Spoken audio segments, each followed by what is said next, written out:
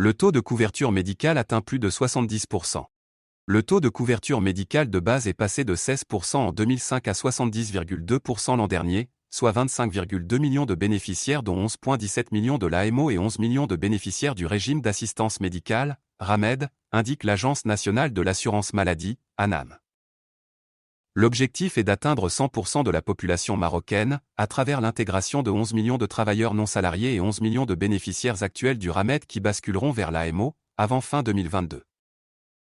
Ces statistiques ont été rendues publiques par l'agence à l'occasion de la Journée internationale de la couverture santé universelle, 12 décembre. Depuis l'instauration de l'AMO jusqu'à aujourd'hui, une nette évolution a été enregistrée non seulement au niveau des paramètres du régime, mais aussi dans la prise en charge des malades notamment pendant la pandémie de la Covid-19, souligne l'ANAM. De même, les outils d'encadrement et de maîtrise médicalisée des dépenses ont également connu une évolution significative puisque le nombre de médicaments remboursables au titre de l'AMO est passé de 1000 médicaments en 2006 à 4850 en 2020. S'y ajoute l'évolution du nombre d'identifiants nationaux attribués aux professionnels de santé et aux établissements de santé, INPE, des secteurs publics et privés, qui est passé 5324 en 2007 à 50 000 codes aujourd'hui.